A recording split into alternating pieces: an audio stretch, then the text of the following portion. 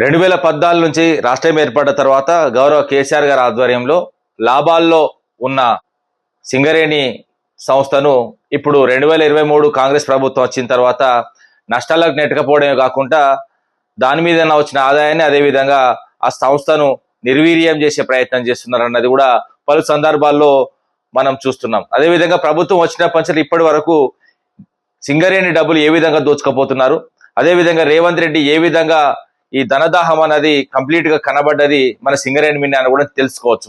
ఈయన అధికారంలో రాగానే కోల్ ఇండియాలో లేని కొత్త కొత్త సిస్టమ్ ను తీసుకొచ్చి అయితే సైట్ విజిట్ సర్టిఫికేట్ అని తీసుకొచ్చి కంప్లీట్ గా తన అన్యాయాలకు తన బామ్మడిదికే కాంట్రాక్ట్ దక్కించుకున్న ఉపాయం చేసిళ్ళు.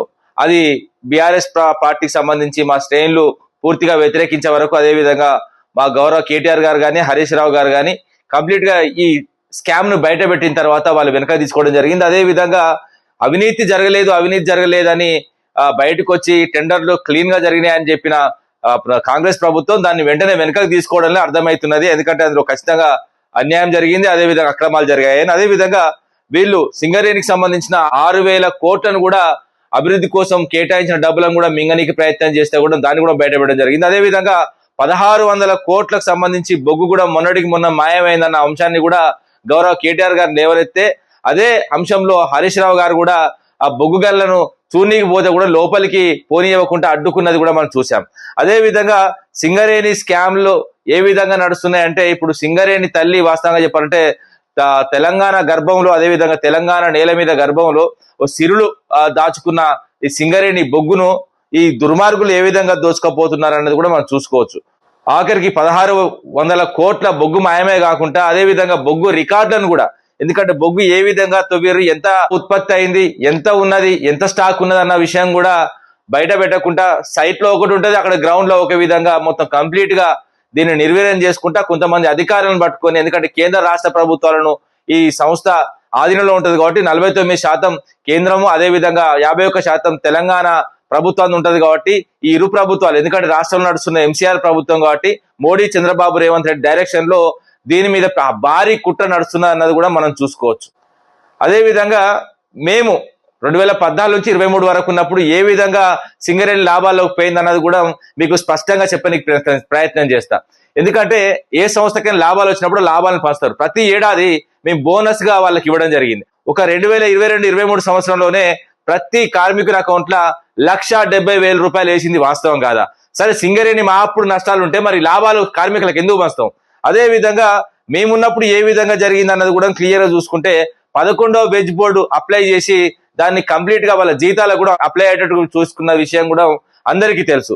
అదే విధంగా సంస్థ లాభాలు కొనసాగిస్తూ దాని ఆర్థిక లావాదేవీలు కూడా క్లియర్ గా ఉన్న క్రమంలో పెట్టుబడులు కూడా వివిధ సంస్థల్లో కూడా వీళ్ళు పెట్టుబడి పెట్టడానికి కూడా సాధ్యమైందని కూడా చెప్పుకోవచ్చు.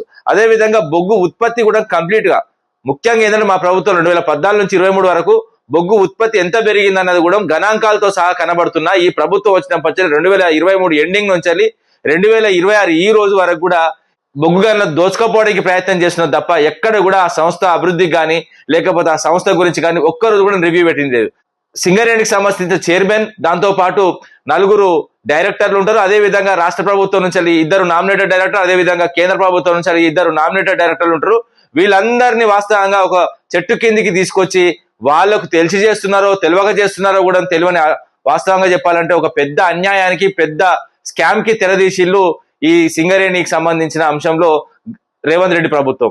ముఖ్యంగా 1 టైం పాస్వర్డ్ అని వచ్చిన ఈ ప్రభుత్వంలో క్లియర్ గా దోపిడి మీన్నే దోచుకోవడం దాచుకోవడం అన్న అంశంలో క్లియర్ గా కనబడుతుంది. కాబట్టి సింగరేణి సంస్థ మీద వచ్చిన ఆదాయాన్ని, సింగరేణి సంస్థ చేస్తున్న కార్యకలాపాల్లో ప్రతి దాంట్లో అడ్డుపడుకుంటా ప్రతి దాంట్లోకి వేలు పెట్టి ఆ సంస్థ నష్టాలను నెట్టడం కాకుండా ఆ కార్మికులకు అవమానించింది కూడా చూసాం. మొన్నటికి మొన్న మెస్సీకి ఫుట్బాల్ ఆడడానికి కూడా ఈ సింగరేణి డబ్బుల్ని వాడుకొని వాళ్ళ జీవితాలతోని, సింగరేణి కార్మికుల చెమటతోని, సింగరేణి కార్మికుల అయితే కష్టంతోని సంపాదించి పెట్టిన డబ్బులు కూడా ఆయన మనవని కళ్ళ సంతోషం కోసం మెస్సీని తీసుకొచ్చి 100 నుంచి 200 కోట్లు వేస్ట్ చేసుకోవడం చూసాం. నేనేమంటున్నా, ఇప్పటికైనా నాయతిక బాధ్యత వహించి ఈ సింగరేణి అంశంలో మీరు చేసిన తప్పులకు ముక్కు నేలకు రాకి మీరు క్షమాపణలు చెప్పి సింగరేణికి ఏ విధంగా గతంలో 2014 నుంచి 23 వరకు జరిగిందో అభివృద్ధి ఏ విధంగా జరిగిందో అభివృద్ధిని కొనసాగించాలని కోరుకుంటూ, ఒకవేళ ఈ విధంగానే ఈ అవినీతి అదే విధంగా అక్రమాలు చేస్తే మాత్రం సింగరేణి కార్మిక సమాజం మిమ్మల్ని ఊరుకోదు. అదే విధంగా మేము కూడా వేటాడి మీ అవినీతి ఆనవాళ్ళను మొత్తం బయటకు తీసి ఈ నేల మించాలి, అదే విధంగా ఈ సింగరేణి నేల మీద అడుగు పెట్టకుండా చేస్తామని కూడా మరొకసారి విజ్ఞప్తి చేస్తూ జై తెలంగాణ, జై కేటీఆర్, జై హరీష్ అన్న.